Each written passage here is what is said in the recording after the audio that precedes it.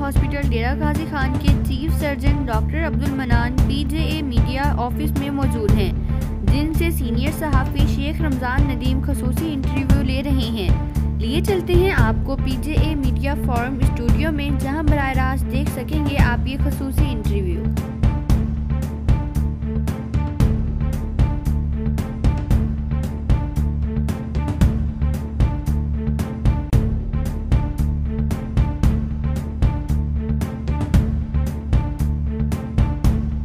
औज़ुबिल्लाहि मिनश्शैतानिर्रजीम बिस्मिल्लाहिर्रहमानिर्रहीम। Pakistan journalist association के ज़ेर-ए-इत्माम पीजे media forum से हाज़िर खिदमत है आपका होस्ट शेख रमज़ान नदीम। आज हमारे पीजे मीडिया फोरम में मेहमान शख्सियत हैं डेरा गाजी खान इलामा इकबाल टीचिंग हॉस्पिटल के चीफ सर्जन जनाब डॉक्टर अब्दुल मनान साहब, जिनको हम अपने स्टूडियो में वेलकम कहते हैं। Thank you sir. जी सर, क्या हाल है? आपके ठीक ठाक हैं? जी अल्लाह का शुक्र है जी, आप सुनाएं, आप ठीक हैं? आपका बहुत शुक्रिया, आप अपना कीमती वक्त निकाल कर हमारे ऑफिस तशरीफ़ लाए। ये फोरम आवाम की और इंतज़ामिया के दरमियान पुल का किरदार अदा करता है। जो आवाम को दरपेश मसाइल होते हैं वो हम मुतल्लिका इदारों को यहाँ इज़्ज़त देकर उनसे वो सवालात करते हैं मकामी सतह पर, ताकि इसका अजाला हो सके। तो सर, हम आपसे कुछ सवालात आपके मुतल्लिका करना चाहेंगे, तो मुझे उम्मीद है कि आपके जवाबात से हम भी और डेरा गाजी खान की आवाम भी मुतमईन होगी। ये आपका जो इंटरव्यू है ये हमारी आवाम बराह रास्त देख रही है और इंशाल्लाह हमें उम्मीद है कि आप आवाम को मुतमईन करने में कामयाब हो जाएंगे। थैंक यू सर, ज़रूर सर, ज़रूर। जी डॉक्टर मनान साहब, सबसे एक अहम तरीन सवाल करना चाहेंगे। डेरा गाजी खान की तारीख में अभी गुज़िश्ता दिनों एक तकरीबन लाखों रुपये मालियत की अद्वियात चोरी पकड़ी गई, और जो वो इसमें लोग मुलव्वस थे, जो हॉस्पिटल के मुलाजमीन थे, उनके ख़िलाफ़ हॉस्पिटल इंतज़ामिया ने क्या एक्शन लिया और वो मामला ऐसे हुआ जो उठा और दब गया, ऐसा क्यों हुआ? बिस्मिल्लाहिर्रहमानिर्रहीम। देखें, सबसे पहले तो जब मैंने भी ये न्यूज़ सुनी कि बहुत ज़्यादा मेडिसिन लाखों की चोरी हुई हैं, तो मैं आपको एक वाज़े बात बताऊं तो ऐसी कोई बात नहीं है। वो एक वार्ड सर्वेंट था जो एक काफ़ी सारी चीज़ें लेके जा रहा था, ठीक है, जो राउंड अबाउट 35,000, 50,000, 60,000 तक की प्राइस की थी। लेकिन उससे ये ज़ाहिर हुआ कि अगर ये बंदा इस तरह की एक्टिविटीज़ कर रहा है किसी डिपार्टमेंट में, तो इसका ये मतलब है कि ये रोज़ाना की रूटीन होगी, कल की होगी, हफ्ते की होगी, कितने अरसे से होगी, जिसकी बुनियाद पे ये कहा गया कि लाखों की मेडिसिन चोरी हुई है। लेकिन जब प्रोब किया हमने, जब एडमिनिस्ट्रेशन की तरफ से या स्टेक होल्डर्स काफ़ी सारे हैं, यंग डॉक्टर एसोसिएशन के भी हैं, पीएमए के भी हैं, एडमिनिस्ट्रेटिव लोग हैं, जब हमने उसे प्रोब किया तो सबसे पहले हमने उस पर एफआईआर की ताकि हम उसको ग्रिप कर लें उस पर, और उससे हम पूरी के पूरे पुलिस से लेके एडमिनिस्ट्रेशन से लेके हम शायद कम करें। हमारी जो एक मीटिंग थी MS administrative point of view से प्रिंसिपल साहब थे, एमएस साहब थे, तो उन्होंने एक कमेटी या बोर्ड बनाया कि जी वो प्रोब करें, तो उसकी फाइनल मीटिंग्स आ जाएं, फाइंडिंग्स आ जाएं, देन इंशाल्लाह आपको, यानी कि उसके ऊपर अमल जारी है, कार्रवाई हो रही है। एग्जैक्टली, कार्रवाई जारी है। लेकिन जो एक बात थी कि लाखों रुपए की, ऐसा नहीं था, थोड़ी मिकदार में थी। एक्सपेक्टेशंस थी हमारी, एक्सपेक्ट था कि ऐसा हो सकता है, बिकॉज एक बंदा जो 30, 35, 40 हज़ार की दवाइयाँ एक दिन में पकड़ा गया है, मुतअद्दिद बार अरसे से कर रहा है, क्या कर रहा है, उसके पीछे कौन है, तो वो एक प्रोसेस है। तो हमें फील हुआ ये लोगों को या मीडिया को या उनके थ्रू आवाम को कि लाखों, ऐसा कुछ नहीं। वो शख्स अभी जॉब पर है, मुअत्तल कर दिया गया है, उसके ऊपर एफआईआर है, वो अभी इंक्वायरी में है और उसके अभी फाइंडिंग्स को इन्वेस्टिगेशन। जी डॉक्टर साहब, दूसरी बात एक बड़ी अहम सी है कि हॉस्पिटल में जब भी कोई इमरजेंसी में आता है, इंतहाई मुश्किल और परेशानी के अमल से दो चार वो शख्स आता है, उनकी लुहाइकीन भी परेशान होते हैं। जैसे ही वो एंट्री लेते हैं हॉस्पिटल में, सबसे पहले तो उन्हें बदमाश गार्डों का सामना करना पड़ता है, और उसके बाद साइकिल स्टैंड वाले भी बदमाश बने हुए हैं। ओवर चार्जिंग के साथ साथ बदतमीजी की जाती है, मोटरसाइकिलों की हवा भी निकाल दी जाती है, और उसके अलावा चोरी भी करवा देते हैं। अगर मोटरसाइकिल स्टैंड पे ना खड़ा हो तो उसको गायब भी कर देते हैं, और फिर वो, अब एक आदमी को रास्तों का नहीं पता, परेशान हाल है, मैंने कहाँ जाना है, ट्रामा सेंटर में जाना है, इमरजेंसी वार्ड में जाना है, मैंने कहाँ जाना है, वो उस वक्त उन्हों को तामुन चाहिए होता है हॉस्पिटल के अमले का। एक अमले का इखलाक अच्छा होना चाहिए, बद इखलाक अमला, बदमाश नुमा गुंडे वो खड़े होते हैं, और थोड़ी सी मिस्टेक अगर एक आदमी से जो अचानक हॉस्पिटल गया है, तो इसके ऊपर खबरें भी आती हैं, लोग एप्लीकेशनें भी देते हैं, मगर उसके बावजूद आज तक उसके ऊपर कोई ऐसा एक्शन नहीं लिया गया MS साहब की जानिब से या डॉक्टर्स के CO हेल्थ की जानिब से कि इनको इनके रवैयों में तब्दीली क्यों नहीं आई? पहली बात तो ये है कि आपने बड़ा वाज़ेह और बड़ा खूबसूरत क्वेश्चन किया है और मुझे लगता है कि आपने हॉस्पिटल को बड़ा जायचा किया हुआ है। तो मैं आपको ना बड़ी वाज़ेह बात बता दूं, ये हॉस्पिटल एक ओपन एरिया टाइप है। ये सारी मिस्टेक्स, ये सारी जो चीज़ें हैं, ये स्ट्रक्चरल प्रॉब्लम्स हैं जो आज तक किसी ने एक्सप्लेन नहीं की, तो मैं करता जा रहा हूँ। स्ट्रक्चरल प्रॉब्लम्स कैसे हैं आपको मैं समझाता हूँ। इंडस हॉस्पिटल चले जाएं, तुर्की हॉस्पिटल मुजफ्फरगढ़ में इसी रोड पे है, इसी डिवीज़न के अंदर है। तो जब कोई मरीज़ एंटर होता है तो उसकी चार दीवारी पूरी की पूरी बंद होती है, वो सिर्फ मरीज़ एंटर होता है। वो लोग खुद बताते हैं कि इस मरीज़ का बीमारी क्या है, इसको हाइपरटेंशन है, इसको डायबिटीज़ है, इसको अपेंडिक्स है, इसको क्या है। तो वो डिपार्टमेंट्स में एंटर होता है तो वो छत के तले होता है, तो उसकी प्रॉब्लम्स जो हैं ना होने के बराबर होती हैं। लेकिन जो हमारा हॉस्पिटल है वो एक खुली दीवार है। सर यहाँ तो करोड़ों रुपए के फंड है, आप इसके मामला सामने रखें, ये इसको भी बंद किया जा सकता है ना। आप मुझे 2 मिनट देंगे तो मैं आपको बता सकता हूँ कि प्रॉब्लम बेसिकली है क्या। आप ट्रॉमा सेंटर के गेट से एंटर हो या किसी भी गेट से एंटर हो, आप जब एंटर होते हैं आपको ऐसा लगता है जैसे खुली जगह में जाऊँ कहाँ। मेरा मरीज़ को हाइपरटेंशन भी थी, मेरे मरीज़ को डायबिटीज़ भी थी, मेरे मरीज़ का ब्लड प्रेशर भी लो था। तो आपको पता चलता है, जो कि अनपढ़ लोग बहुत ज़्यादा होते हैं हमारी कम्युनिटी के, गरीब लोग बहुत होते हैं, तो उनको पता नहीं होता, वो ट्रॉमा सेंटर चले जाते हैं। हालांकि ये केस नहीं है, केस किसका है? मेडिकल इमरजेंसी का। किसका प्रॉब्लम है? ये किसी चीज़ का नहीं, स्ट्रक्चरल प्रॉब्लम है। अगर ये एक छत के नीचे होता तो वहाँ इसको बता देता कि आपके मरीज़ को यहाँ भेजा है। लेकिन ऐसा कौन करेगा? ऐसा कौन? वो हमने कर दिया है। चलो शुक्र। तो मैंने आपको पहले इसलिए एक्सप्लेन करने की कोशिश किया, आपने लफ्ज़ यूज़ किया कि लोगों को प्रॉब्लम है। मैंने 3 ऑप्शंस दिए थे, तो उनमें से एक ऑप्शन होने जा रहा है और वो बहुत अच्छा है। अच्छा, इसी तरह जो कैंटीन है हमारी, वहाँ एक तो महंगे रेट्स रखे हुए हैं, कोई उसका सरकारी रेट लिस्ट नहीं है, मन माने रेट्स हैं। कोल्ड ड्रिंक ले लें, आप खाना ले लें, चाय ले लें, और फिर गैर म्यारी। आप किसी भी फूड अथॉरिटी के अमले को वहाँ भिजवाएँ, वहाँ चेक कराएँ, उनका म्यार चेक करवाएँ। अगर आप पैसे ज़्यादा लें मगर म्यार तो अच्छा दें, और मरीज़ों को तो वैसे अच्छा देना चाहिए। वहाँ हर चीज़ गैर म्यारी है, आप चेक करें, विज़िट करें, और आप देखें अपनी कैंटीन के ऊपर, हॉस्पिटल की, इसके ऊपर भी। देखिए, पहली बात तो ये कि आपने मेरे पहले क्वेश्चन को तसल्ली सुना नहीं। मैंने कहा कि आपकी प्रॉब्लम सॉल्व होगी, वो हमने कैसे सॉल्व की कि वो कितना बड़ा प्रोजेक्ट लेके आए। CM साहब उस्मान गुलजार होते थे, उसके through surgical and OPD blocks जो इस वक्त मेडिकल इमरजेंसी के सामने बन रहा है। अब जब भी कोई मरीज़ एंटर होगा, उसको किसी किस्म की प्रॉब्लम नहीं है, वो बेचारा गरीब है, अनपढ़ है, वो एंटर होगा, वो आप नहीं बताएगा जी मेरा मरीज़ का ये मसला है। हम उसको इंफॉर्मेशन डेस्क के थ्रू खुद भेजेंगे कि वो मेडिकल इमरजेंसी हमने राइट साइड पे बनाई है, सर्जिकल इमरजेंसी हमने लेफ्ट साइड बनाई है। ठीक हो गया, ट्रॉमा सेंटर अलग नहीं होगा, मेडिकल इमरजेंसी अलग नहीं होगी, एक छत। फिर उसके 2nd फ्लोर पे हमने वार्ड्स बनाए हैं। 2nd फ्लोर पे जो वार्ड्स हैं, जो ऑपरेशन थिएटर है, जो भी मरीज़ होगा वो 2nd फ्लोर पे होगा, और ये सारी बिल्डिंग एयर कंडीशनड है, ज़बरदस्त, HVAC के सिस्टम के थ्रू। 3रा फ्लोर हमने OPD का बनाया है। ज़बरदस्त। अब जो भी मरीज एंटर होगा वो खुद डिसाइड करेगा कि उसका प्रॉब्लम क्या है, और वो तब जाके उसका प्रॉब्लम सॉल्व होगा। अच्छा डॉक्टर साहब, मैं बात थोड़ी सी आगे बढ़ाऊंगा कि हॉस्पिटल में जब कोई मरीज़ इंटरनेट के साथ साथ एक फरला थमा दिया जाता है अदवायात की सूरत में कि अदवाएँ ले लें, जब वो मुतलका फार्मेसी के पास जाता है तो वहाँ जो मामूली नोयत की मेडिसिन हैं जो आसानी से मिल जाते हैं, सस्ती तरीन पैराडॉल वगैरह ये तो मिल जाती हैं, बाकी जो महंगी थोड़ी सी दवाइयाँ हैं वो कहते हैं ये हमारे पास नहीं है। फिर वो अपने मरीज़ के बचाव के लिए बाहर जाता है, और हॉस्पिटल के सामने मेडिकल स्टोर पे आप जाए, इतना रश हुआ है जहाँ पर हॉस्पिटल के मरीज़ ही ठहरे होते हैं, उनके लवाकिन वो अदवायत ले रहे हैं। यहाँ हॉस्पिटल में अदवायत की एकदम फरामी क्यों है सर आज तक? और अगर वो अदवायत नहीं है तो वो लिखी क्यों जाती हैं?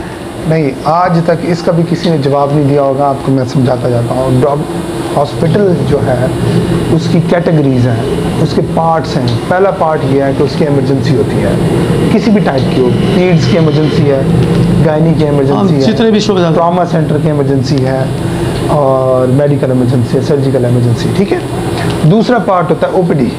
जी ठीक है, वो OPD। तीसरा पार्ट होता है वार्ड। ये 3 डिफरेंट पार्ट। बिल्कुल ठीक है। यहाँ तक इसकी भी लोगों को समझ नहीं आई। ठीक है। तो मैं आपको बताता हूँ, जो सर्जिकल इमरजेंसी या जो भी इमरजेंसी है उसको, और वार्ड के अंदर जो एडमिशन्स हैं, गवर्नमेंट हमेशा इसका क्लेम करती है कि we are giving 100% free of cost medicine to everyone, वो चाहे गरीब है चाहे अमीर है। ओपीडी की इट्स नॉट क्लेमेबल। नहीं डॉक्टर साहब, बात ये है कि वो जो सवाल है ना, जी। सवाल ये है इस नहज पर कि जब डॉक्टर साहबान कोई मेडिसिन लिखते हैं तो उनके माइंड में वो कंपनी जो माइंड में उनकी होती है, जहाँ से वो सहूलियात उनको मैसर होती हैं, बाहर मुल्क के विजिट्स भी होते हैं, क्लिनिक्स की भी उनको तामीरात का काम किया जाता है, तो वो उसी कंपनी को प्रेफर करते हैं जिस कंपनी को उन्होंने अपने माइंड में बिठाया हुआ है। तो उस हिसाब से तो गरीब आवाम को वैसे ही फीस दिया जाता है। आपने ये क्वेश्चन शाहिद भाई ने पूछा है, ये इतना जेन्युइन और वैलिड क्वेश्चन है कि मैं इस क्वेश्चन से बड़ा हैरान होता हूँ। लेकिन आपने मेरे ये चलाना इसी तरह ही है, जवाब क्योंकि आज सुन लें, देख रही हम आपको देख रही है देख तसली से। पहली बात ये है कि ये ना मरीज का कसूर है, ना उसको चेक करने वाले डॉक्टर का कसूर है, ये कसूर टोटली गवर्नमेंट का है। जी कैसे? मैं एक दवाई का नाम लेता हूँ, उसको कहते हैं सेफ्ट्राक्सोन, एक एंटीबायोटिक इंजेक्शन होता है, ठीक है। दुनिया में कोई भी डॉक्टर जो है ना, वो कंपनी का नाम नहीं लिखता होता, वो लिखता है सेफ्ट्राक्सोन मेडिसिन जो हमने बुक्स में पढ़ी है, जो जिसको जी जो मरीज को लगनी चाहिए। बट पाकिस्तान में इसी सेफ्ट्राक्सोन की 100 कंपनियां हैं। किसने रजिस्टर की? हुकूमत ने की, जाहिर सी बात है। आप जो एंड यूज़र दोनों को ख़राब करने जा रहे हैं। अच्छा, वो उन कंपनीज का एक सेफ्ट्राक्सोन का इस वक्त रोसिफिन के नाम से इंजेक्शन आता है, एक इंजेक्शन का ब्रांड नेम है रोसिफिन। वो मैं अगर झूठ ना बोलूँ तो वो 450 का है, और उसी सेफ्ट्राक्सोन का एक इंजेक्शन लोएस्ट कंपनी का 60 रुपए का है। वो भी लग सकता है और वो भी लग, समझने की कोशिश करें। रजिस्टर किसने की? ये तो जाहिर सी बात है हुकूमत ने की है जी। अगर हुकूमत, मैं आपको क्लियर कर देता हूँ, हुकूमत अगर फॉर एग्जांपल सिर्फ 10 कंपनीज को रजिस्टर करे, टॉप की 10, वो उसकी क्वालिटी अच्छी चेक करे, मेयार अच्छा चेक करे, उसकी पैकिंग अच्छी चेक करे, उस कंपनी को रजिस्टर करे, सुने कर दे 10, तो मार्केट में उस 10 कंपनीज ने ही सेफ्ट्राक्सोन बेचना है, वो किसी को पैसे नहीं देंगी, क्योंकि वो लिखा जाएगा और उन्हें पता होगा 10 ही जाएंगे। सर ये आवाज़ मुतलका डॉक्टर्स और मुतलका लोग क्यों नहीं उठाते?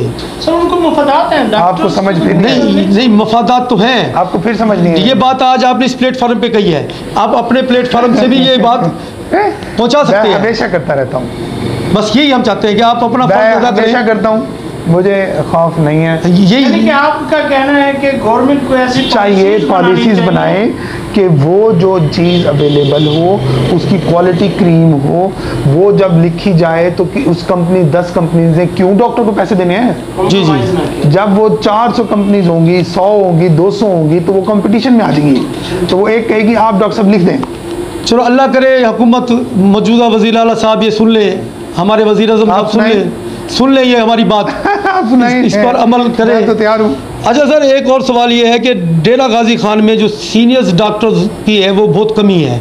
अगर कोई डॉक्टर्स यहाँ तैनात भी हैं वो टाइम नहीं देते, जिसकी वजह से लोग प्राइवेट की तरफ जाते हैं, और सीनियर डॉक्टर्स की ये एक तो ज़्यादा, उनका सीनियर का तो होना ही ज़रूरी है, एक तो होना ज़रूरी है, अगर वो नहीं है तो मरीज़ों का तो फिर अल्लाह ही हाफ़िज़ है। आप सीनियर हैं, जाहिर सी बात है, आप इस जर्नलिस्ट के सीनियर हैं, बिल्कुल सीनियर हैं जी बिल्कुल। आपने यहाँ बैठ के मेरा इंटरव्यू कर रहे हैं जी। इस टाइम आपकी एक रिस्पॉन्सिबिलिटी है कि आप डीजी खान को भी कवर करें। जी बिल्कुल ऐसे ही। आप नहीं कर रहे, आप यहाँ क्यों बैठे हैं? सर हमारी फील्ड है, हमारे शोबा ज़ात है। सेम। अब मैं आपको एग्जांपल इससे डॉक्टर्स भी दे देता हूँ। सर्जरी यूनिट के सिर्फ 2 यूनिट्स हैं, इसके अंदर 2 प्रोफेसर्स हैं। कितने हैं सर? 2 प्रोफेसर्स हैं, जो दोनों अवेलेबल नहीं है। क्यों नहीं है? ये सीट्स पे जो आना ही नहीं चाहता कोई डीजी खान। देखिए ये तो गलत बात है ना, ये आना नहीं चाहता। ये मेरा तो कसूर नहीं है ना सर, मेरा कसूर तो नहीं है, नहीं आना चाह रहा, वो तो जिसकी तो ये आपको और हमारा मिलकर मुतालबा तो होना चाहिए। मुतालबा कैसे? डिमांड तो नहीं चाहिए हुकूमत से कि वो या तैनात करें, क्यों नहीं करते? गौर से सुन नहीं रहे। एक प्रोफेसर लाहौर में बैठा हुआ है, बैरिया में उसका घर है, किसी भी जगह के, वो डीजी खान कैसे आएगा? उस प्रोफेसर को आने के लिए आप हैरान होंगे कि उस प्रोफेसर का एडिशनल चार्ज जूनियर्स को हमने दिया हुआ है। कितनी बड़ी?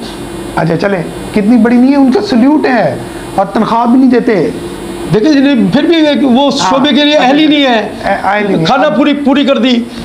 अच्छा, अब आप क्या करें, अब अगली बात सुनिएगा। अब एक प्रोफेसर है, फॉर एग्जांपल है भी सही, वो आ भी गया है, वो है भी सही, डन। अब इसी प्रोफेसर हमारा डीजी खान के अंदर सर्जरी, जिसको हमने विदाउट पे रखा हुआ है कि जी आप आए हमारे पास काम करें, उसके पास अपने यूनिट को चलाने के लिए 500 काम है। मैं गिनवा देता हूँ। एक, उन्होंने डॉक्टर्स को पढ़ाना है। एक, उन्होंने जो वार्ड के अंदर मरीज, चाहे 24 बेड का वार्ड है, चाहे वो 40 बेड का वार्ड है, उसका राउंड करना है। ठीक, एट ए टाइम उसकी इमरजेंसी चल रही होती है। अच्छा, एट ए टाइम ही उसका ऑपरेशन थिएटर चल रहा होता है। और चौथी बात, एट ए टाइम उसकी ओपीडी चल रही होती है। तो प्रोफेसर ने बड़ा बन के अपने रूम में सुबह 8 बजे राउंड करना होता है, घंटे का, सुनते जाए काम। हाँ, ठीक। फिर उसके बाद उसने 2 घंटे का बच्चों को पढ़ाना होता है, उसी मरीज़ की नोयत को पढ़ाना होता है कि भाई हम मरीज़ का ऑपरेशन कैसे करेंगे। फिर वो ऑपरेशन थिएटर में जाता है। ऑपरेशन थिएटर में वो अगर एक ऑपरेशन भी करे तो वो 3, 4, 5 घंटे लग जाते हैं। प्रोफेसर लेवल का ऑपरेशन होता है, छोटे छोटे ऑपरेशन नहीं होते।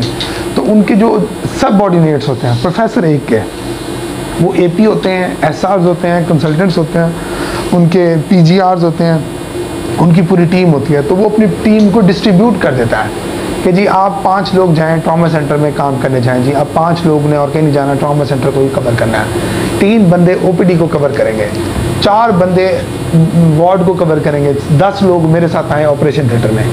तो ऐसे उसका आप शाहीन साहब जाएंगे, मैं इमरजेंसी में, मेडिकल प्रोफेसर नहीं है, सारी सी बात वो मौके पे देखते हैं, उन्हें ये तो नहीं पता कि वो पहले क्या कर चुके हैं। किसी को सिस्टम नहीं पता। अच्छा, फिर आप वार्ड में आएंगे, आपके पता चलेगा जो ऑपरेशन थिएटर में है प्रोफेसर साहब। अच्छा सर, एक और सवाल, ये जो कि आप उसको सही तौर पर हैंडल कर लें, तो ये हमारे जो पहले आवाम को समझना चाहिए, आवाम को भी समझना चाहिए। नंबर 1 कि जो प्रोफेसर एक सुबह राउंड करके 50 डॉक्टर्स को लेक्चर देता है, फिर उसकी टीम जाती है। अब अगली एक और बात भी समझाता जाता हूँ, अगर 5-6 जगहों पे एक ही प्रोफेसर अवेलेबल होगा, अगर खुदा न खास्ता वो मर गया तो पीछे उसकी एक हकीम होते थे हमारे पुराने सुनते होते थे, हकीम ना हिकमत नहीं देते थे, वो बंद कब्र में हिकमत बना के पूड़ियाँ लेके आते थे। जिस दिन वो मरता था तो पता चलता था हकीम अपनी हिकमत देख ही नहीं गया, नहीं देख रहे, मुश्किलात पैदा कर गया, तो पूरा इलाका का बेड़ा गर्क हो जाता था। तो यहाँ पे हिकमत देने के लिए राउंड्स होते हैं, उनके पेपर्स होते हैं, उनको कहा जाता है बेटा आप, मैंने ट्रेन किया आपको, आप जाओ परफॉर्म करके आओ। तो हम परफॉर्म, अगर खुदा न खास्ता किसी इमरजेंसी में रात को 4 बजे भी कोई परेशानी आ गई, कोई परेशानी है तो मैं आपको बताऊं फ्री ऑफ कॉस्ट आते हैं, ऑन कॉल होते हैं, बिल्कुल, तो जो कि कुछ लोगों को समझ नहीं आता। अच्छा सर, ये हॉस्पिटल में पर्ची सिस्टम है, पर्ची सिस्टम पहले ही मैं सवाल कर चुका हूँ। पर्ची लेने के लिए आदमी लाइन में लगता है, इतना रश होता है, और वो 12 बज जाते हैं जब उसको पर्ची मिलती है, और जब पर्ची मिलती है तो डॉक्टर साहब मतलूबा उड़ जाते हैं, तो वो टाइम वेस्ट होता है। तो ये पर्ची सिस्टम इतनी मुश्किलात का सामना क्यों है? पर्ची तो एक आसानी से मिलनी चाहिए पब्लिक को। डीजी खान में इस वक्त 7 से 8 सेंटर बनाए हुए हैं मुख्तलिफ, एक इस तरफ बनाया है, लेकिन वहाँ भी बहुत रश है, थोड़े है एक, तो हम इसको ज़्यादा कर लेते हैं। हाँ, ये ज़्यादा होने चाहिए, इसके ऊपर भी थोड़ा सा इनको होना चाहिए फोकस, ताकि आवाम को घंटे में, आधे घंटे के टाइम पे वो इंशाल्लाह चीज़ मिलती जाए। अब उसके लिए जो इसको ज़्यादा करना है तो उसका कंप्यूटर सिस्टम, उसके सुने मेरी बात सर, उसके अंदर एक लड़का लड़की अपॉइंट अलहदा काउंटर पे होती है, तो उसके लिए डेली वेजेस पे लोग और हायर हों, तो डेली वेजेस पे जब लोग हायर होंगे तो उसके लिए जॉब अवेलेबिलिटी नहीं होगी। तो इस वक्त अगर फॉर एग्जांपल OPD के अंदर 25 से 30 लोग जॉब पे खड़े हुए हैं, तो अगर अब 25 से 30 और करें तो उसके लिए एडवर्टाइजमेंट करा दें ताकि हम 25। अच्छा सर, एक सवाल है, नाराज ना होइएगा क्योंकि आप भी यंग डॉक्टर्स हैं, यंग डॉक्टर्स के हवाले से भी एक सवाल है। यंग डॉक्टर्स एसोसिएशन के जो अहदेदारान हैं, जो बनते आ रहे हैं, बन रहे हैं, वो मशहूर हैं कि वो बदमाश हैं, गुंडे हैं, उनका कोई मुकाबला नहीं कर सकता। वो जो चाहे करें, चाहे वकील आ जाए, चाहे साफ़ी आ जाए, साफ़ियों को दाखिले में पाबंदी लगा दो, साफ़ियों को कवरेज में पाबंदी लगा दो, जो कैमरा चलाए उस पर पर्चा दे दो। ये यंग डॉक्टर्स क्या हैं? ये क्या बदमाश बन गए हैं? क्या डॉक्टर तो बड़ा अच्छा शोभा है। ये आप नाराज रहो ना, मैंने पहले माजरत की, लेकिन एक सवाल है आवाम के दिलों में, जो बाहर बैठ कर लोग सोचते हैं, जो उनके जहन में ये रहता है कि ये हॉस्पिटल में जो यंग डॉक्टर्स हैं वो बड़े ख़तरनाक हैं, तो ये ऐसा क्यों है? ये क्या वजह है? अच्छा, पहले तो ये कि ये आखिरी क्वेश्चन है आपका, ताकि मैं इसको आखिरी समझ, या अगला कर लेते हैं। नहीं, ये भी 2 मिनट सुनना है। गुंडे किसको कहा जाता है सर? जाहिर सी बात, गुंडे उसे कहा जाता है जो एक वक्त में जो चाहे बस मनवा लें हम, ठीक है, बाकी तो आप गलत हैं। इस ऑफिस में हम बैठे हुए हैं, हाँ, 4 लोग आए हैं, आपको 4 बंदे गालियां दें, आप क्या रिएक्शन देंगे? नहीं सर, हम गुंडे नहीं है, हम दिफा, आप हमें ना बताएं कि हम दिफा करने के लिए गुंडे बन गए ऐसे? नो, समझेंगे मेरी बात। मैं आपको एग्जांपल दे रहा हूँ कि आपका ऑफिस है, आपकी जगह है। वो मेरा जवाब आ रहा है ना जी, इस एग्जांपल में मेरा जवाब देना। जवाब मैं आपको दे देता हूँ। गुंडे उनको कहा जाता है जो लोगों के घरों में, चीज़ों पे, जगहों पे जाके मारते हैं।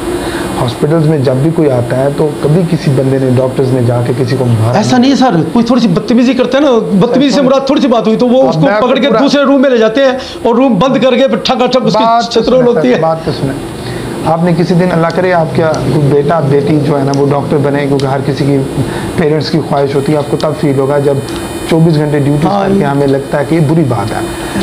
अब आप किसी भी 17वें ग्रेड के डॉक्टर्स, हाउस ऑफिसर से स्टार्ट लेके प्रोफेसर तक गजटेड ऑफिसर्स होते हैं। अब इनके 17वां ग्रेड देखें, मैं आपको इसकी पावर बताने लगा हूँ। सुने, टके की पावर नहीं है, फिर पावर सुन लें।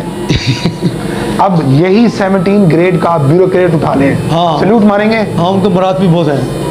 मुराद छोड़ें, पावर्स की बात कर, पावर्स फुल है। लेकिन उसी 17 ग्रेड का जो डॉक्टर देख लें वो अपनी इज्जत बचा रहा होता है। हाँ, ये तो ऐसा तो है। अच्छा, दूसरी बात, आप 17 ग्रेड नहीं, एक 14 ग्रेड का एसएचओ उठा लें,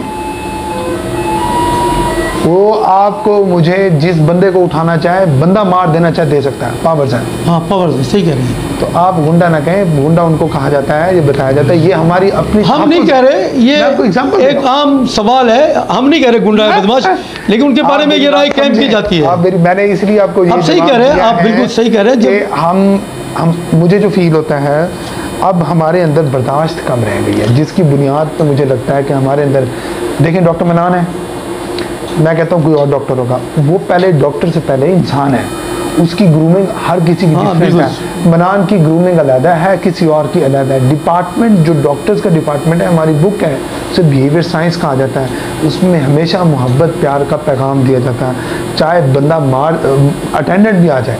और दूसरी बात, ये भी आप तारीखी लाइन बोल लीजिएगा, याद रखिएगा मेरी बात, कभी डॉक्टर का पेशेंट के साथ मसला नहीं होता, हमेशा डॉक्टर का अटेंडेंट के साथ होता है, जो मरीज के साथ होते हैं, जो क्या होते हैं। मैं जा रहा हूँ, अभी जा रहा हूँ, मैं देखता हूँ कौन है, एग्जांपल दे रहा हूँ, कोई सरदार होगा, कोई रिश्तेदार होगा, 4, मैं देखता हूँ डॉक्टर साहब इधर इलाज ई नहीं करो, ये है ऐसे करो। यार ये चीज़ें नहीं सूट करती। एक अटेंडेंट, एक मरीज के साथ 500 बंदा जाता है, वो मोहब्बत में आए होते हैं, लेकिन वो सिस्टम को खराब कर देते हैं, काम नहीं करने देते। वो मोहब्बत में जरूर उन्हें भी सब्र का पैमाना नहीं होना चाहिए, उनका भी सब्र रहना चाहिए। तो अब जो बेसिकली इश्यूज आए हैं वो सिर्फ अपनी इज्जत बचाने के लिए आए हैं। अच्छा, आखिरी सवाल sir, teaching hospital, Allama Iqbal teaching hospital की जो बेहतरी है उसके बारे में आप कुछ कर रहे हैं, कुछ करना चाहते हैं? क्या इकदाम होने चाहिए जो आप, बल्कि हुकूमत वक्त से मुतालबा भी कर सकते हैं इस प्लेटफार्म पर कि टीचिंग हॉस्पिटल की बेहतरी के लिए क्या इकदाम होने चाहिए? सबसे पहले आप लोग क्या कर रहे हैं? ये कि जो इसके लिए कुछ कर सकते हैं वो लोग हैं जिनके पास साइनिंग अथॉरिटी है। जिनके पास साइनिंग अथॉरिटी नहीं है तो हम और आप जैसे एक ही प्लेटफॉर्म के लोग, ठीक है, मैं भी आवाज़ उठा सकता हूँ, आप भी उठा सकते हैं। साइनिंग अथॉरिटी वाले कौन कौन लोग हैं? हेल्थ सेक्रेटरी हैं, साइनिंग अथॉरिटी वाले प्रिंसिपल एमएस हैं, एडमिनिस्ट्रेशन लोग हैं जो उसकी बेहतरी करना चाहते हैं या नहीं चाहते। अब टीचिंग हॉस्पिटल आज से 5-6 साल पहले जब मैं खुद आया था तो ये टीचिंग नहीं था, ये खाली एक DHQ था। ऐसे ही है, DHQ के बाद टीचिंग, फिर जहाँ पे सिर्फ OPD के लोग देखे जाते थे, छोटा मोटा ऑपरेशन होता था, रसूलियाँ निकलती थी, कोई एक आधा बच्चा पैदा होता था, घर चले जाते थे, नॉर्मल डिलीवरीज होती थी। टीचिंग हॉस्पिटल अब है जब हम उसकी बैरिएटिक सर्जरीज करते हैं, लैप्रोस्कोपिक सर्जरी करते हैं, मॉड्यूलर थिएटर्स देखें। मैं कहता हूँ, मैं तो नहीं एंटर होता, मरीज ही होते हैं ना सारे, आप एंटर होंगे, आप सल्यूट मारेंगे हमें कि ये काम जो कर रहे हैं। मैं आपको दिखाता हूँ। हाँ होगा जी, इंसानियत बड़ी। मैं आपको बता रहा हूँ, आप लोग तो क्योंकि डायरेक्टली जाते हैं इमरजेंसी ट्रॉमा में, जो कि मैंने आपको उसको जवाब दिया है कि ये इमरजेंसी ट्रॉमा टीचिंग हॉस्पिटल के लिए नहीं है, ये एक DHQ लेवल की थी, तो इसको हम ख़त्म कर रहे हैं और साथ ही सामने बना रहे हैं जो 5 मंजिली है, ज़बरदस्त, ये तोड़ देंगे। ये एक DHQ लेवल था, टीचिंग के लिए तो आप एंटर होंगे, सही है, जब आप एंटर होंगे आपको आप दुनिया की प्राइवेट सारे भूल जाएंगे। बिल्कुल बिल्कुल, ठीक हो गया, तो आप एंटर होंगे। तो टीचिंग हॉस्पिटल को मदर एंड चाइल्ड, अब मदर एंड चाइल्ड के लिए क्या कर रहे हैं, अब जो पहले बच्चा पैदा होता था तो उसको बच्चा पैदा होने के बाद हम अटेंडेंट को देते थे, जाके ना डॉक्टर बच्चे वाले को दिखा दें। दुनिया में ऐसा नहीं है। तो हम डीजी खान में भी नहीं कर रहे, डीजी खान में भी नहीं कर रहे। अब क्या होगा, जो बच्चा पैदा होगा, पहले तो बच्चा पैदा होने से पहले पीडियाट्रिक डॉक्टर साथ खड़ा होगा, वो बच्चा मौके पर देखेगा। पहले भी हमने कोशिश की, कर भी रहे थे लोग हमारे, लेकिन क्योंकि पीड्स के अंदर रश बहुत है, वो बेचारे इतना कर नहीं सकते थे। तो अब हमने कहा है कि इसकी सीट्स अनाउंस करें, जो सिर्फ और सिर्फ थिएटर के अंदर, गायनी के अंदर खड़ा हो, जो बच्चा निकले, चाहे वो नॉर्मल डिलीवरी से चाहे सी सेक्शन से, वो बच्चा एक पीडियाट्रिक्स डॉक्टर जो है ना वो उसको रिसीव करे, ना कि कोई और करे अटेंडेंट को बच्चे वाले डॉक्टर को दिखा। वो करने के बाद इसके लिए एक और अच्छा स्टेप लिया गया, मदर एंड चाइल्ड बनाया गया है। अब जो यूनिट बन रहा है, जो पुरानी इमरजेंसी थी गायनी की तोड़ के नई बन रही है, इस पूरी छत के अंदर सिर्फ गायनी ही ट्रीट होगी। इसके अंदर ब्लड प्रेशर ट्रीट नहीं होगा, इसके अंदर मेडिसिन ट्रीट नहीं होगा, इसके अंदर गायनी और बच्चे उसके ट्रीट होंगे। तो इसको कहा जाता है मदर एंड चाइल्ड। जबरदस्त। तो अब जब बच्चा पैदा जाने बस। अच्छा सर, ये बताइएगा, थोड़ा सा पुराना सवाल है, बार बार रिपीट करते रहते हैं हम, जो भी शख्सियत आती है, दरमियान में हमारी मुलाकात हुई MS साहब से, नजीब साहब से, थोड़ा सा है जी जी, ये सहाफ़ियों पर पाबंदी क्यों लगाई हुई है? नहीं है। पर्चे दे देते हैं, जो सहाफ़ी की तस्वीर उतारते हैं, कोई बयान ले लिया हॉस्पिटल में जाकर। किसको दिया है? हमने सिर्फ जो बोर्ड लगवाए थे। हाँ, बोर्ड, ये बोर्ड लगाए हैं, ये आप पूछें, ये बोर्ड उतरवा दें। हाँ, हमेशा कहा जाता है, हाँ, मुझे भी कहा गया, कहा जाता है। लेकिन ये बोर्ड अल्लाह माफ करे, ऐसा लगता है कि ये एक बंदे को बस खबरदार आप नहीं आए। नहीं, देखिए हम पे इतना ज़्यादा हमारी फीमेल डॉक्टर्स पे, स्टाफों पे हैरेसमेंट्स थी, आपकी सोच है, अल्लाह माफ़ करे, आप भी मरीज़ बन के ना आए तब फील करेंगे, ठीक है, मेरी बात समझें। तो उनमें कुछ आप लोगों की कम्युनिटी के ऐसे लोग थे जो इसको ब्लैकमेल करते थे, जो डायरेक्ट आके LPs करवाते थे। अगर हमने ये बोर्ड, एक सुनते जाए, ये बोर्ड है, आप मुझे एक बंदा बता दें जो आए ऑफिस में, जिस तरह का भी इंटरव्यू लेना चले थे, मैं भी नहीं आए बैठा हूँ ना। नहीं, आप लोगों का मसला नहीं है। जब किसी लोहाईकीन का मरीजों के साथ ज्यादती होती है, उसका अगर कोई किस जगह को आपने कवरेज करने में हमने रुकावट पैदा किया है? होती है, कैमरा लगा हुआ है, रूल्स है सर, ये लिखा हुआ है, ये कवरेज करेगा तो पर्चा दे देंगे, FIR थाना सिविल। ये कैमरा लगा हुआ है, आपको DMSS 2 फोकल पर्सन दिए गए हैं, जिसकी वीडियो लेना चाहिए दे दें, लेकिन उसके रूल्स हैं। मैं भी किसी दिन ज़िंदगी में किसी का मीडिया या किसी का कैमरा या किसी भी जगह पे न ले जाऊं, क्योंकि आप भी जानते हैं और मैं भी जानता हूं, और खुलेआम बोलते हैं। जैसे हमने डॉक्टर्स के लिए खुलेआम क्वेश्चंस किए, तो आप भी पूछ रहे हैं कि उनकी क्रेडिबिलिटी ही नहीं है सहाफ़ियों की। बस यही बात, माने या ना माने, यहाँ आकर जब आप क्रेडिबिलिटी शो करते हैं ना, तो आप दुनिया का वही सहाफ़ी है जो मुल्क भी ख़त्म कर देता है। आपके सहाफ़ी दुनिया में ऐसे भी हैं जिसके इंटरव्यूज़ के लिए लोग तरसते हैं, जिसके इंटरव्यू से हुकूमतें तब्दील हो जाती हैं। इससे ज़्यादा पावरफुल जगह नहीं है, लेकिन आप का किरदार अदा करते हैं ये लोग। तो आप मुझे ये बताएं कि वो लोग सबको मुलव्वस ना किया जाए, नहीं किया बात ना करेंगे। हमने जितनी इज्जत आप लोगों को देते हैं, जितना प्यार आप लोगों को देते हैं, जो पावरफुल लोग हैं, जो जिनकी आवाज़ ज़्यादा, जिन्होंने खिदमत की है, जो 24 घंटे इस प्रोफेशन में दे रहे हैं, उसको चाय भी पिलाई जाती है ऑफिस के अंदर, उससे बात भी की जाती है। हाँ, हमारा एक रिक्वेस्ट है, डायरेक्ट कैमरा लेके जो खड़े होकर ड्यूटी पे खड़े हुए, ये this is not fair, this is not fair. ये कोई भी होगा तो हम नहीं करेंगे, ना हम उसको आने देते हैं। यही तो पाबंदियां हैं। इसी सिर्फ एक चीज़ की है, वो ये है कि आप 100 किस्म के इंटरव्यूज़ करें, आप अभी उठा के प्रेस कॉन्फ्रेंस कर दें, मुझे कोई प्रॉब्लम नहीं है। अस्पताल की बेहतरी के लिए करेंगे, आप अस्पताल के लिए कब्जा तो नहीं करेंगे ना, जारी बात है, उसकी मिसाइल हमने बेहतरी। तो जो हम खड़े हुए हैं, तो हमारा भी यही काम है, हम भी अस्पताल की बेहतरी चाहते हैं। जी बहुत शुक्रिया जी। हमारे साथ मौजूद थे डॉक्टर नुमान साहब, इनकी आपने बात सुनी और इंशाल्लाह आपको ये पसंद आई होगी। और हमने जो आवाम के सामने मसाइल पेश किए, और ये वो मसाइल हैं, सुलगते हुए मसाइल जो हमने आवाम की आवाज़ बनकर यहाँ पेश किए, और डॉक्टर मनान साहब ने जो आपको ये बातें बताई हैं, इंशाल्लाह इस पर आप गौर करेंगे और हम इस्लाह के लिए हम कदम उठाएंगे। अपने होस्ट शेख रमज़ान नदीम को इजाज़त दीजिएगा। अल्लाह हाफिज़।